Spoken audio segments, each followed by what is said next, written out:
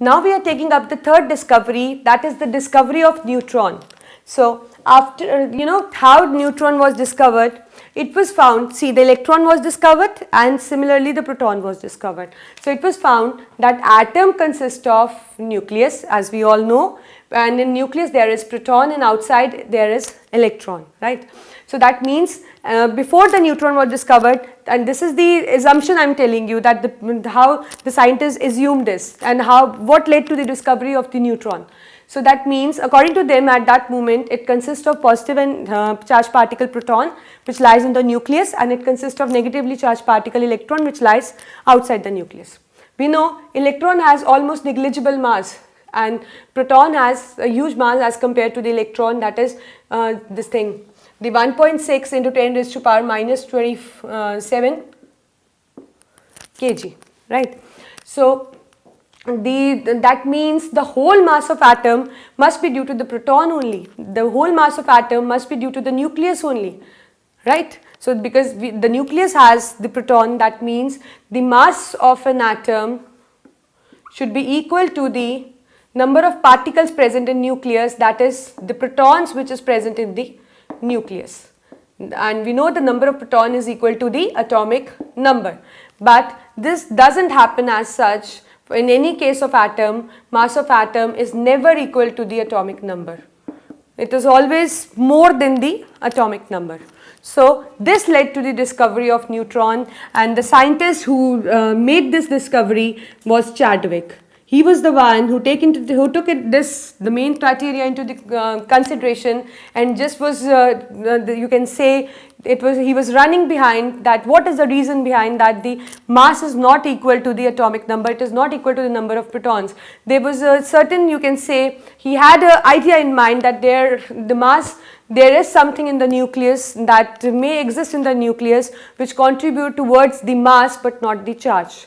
So he made a discovery, he discovered a particle, accidentally he discovered a particle by carrying out the fission of some heavy nucleus. He saw a particle which was emitted called as neutron, a particle which has almost the mass equal to the mass of the hydrogen, that is 1.6 into 10 raised to power minus 27 kg, but no charge.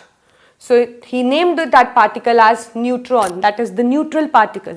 So it was, you can say, the position of neutron was justified that this kind of particle is present in nucleus which contribute towards the mass but not the charge.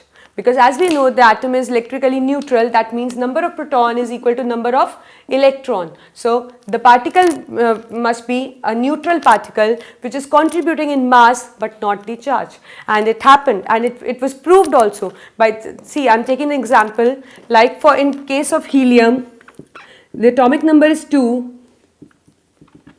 That means number of proton is 2. So that means its mass number should be equal to 2. But however, when it was found, its mass number was equal to 4. So that means it was not equal to the atomic number. That means there exists some particle which is contributing in case of mass, and that was called as neutron. So in helium, we write helium as 4 and 2, that means atomic number 2, number of protons are 2, but mass number which is equal to the sum of protons and neutrons is 2 plus 2. That is why the mass number comes out to be 4. So this is how the neutron was discovered.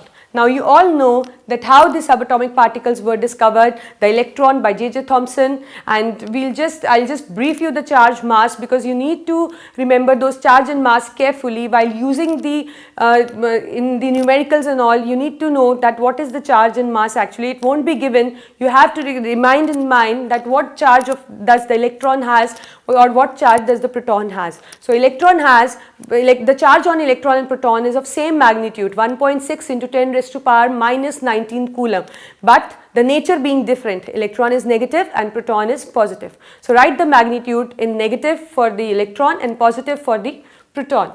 And when we talk of the mass of the electron is 183.7 times less than the hydrogen atom, and the mass of proton is approximately the same as the hydrogen, that is 1.6 into 10 raised to power minus 27 kg, as we have done before in E. Goldstein experiment.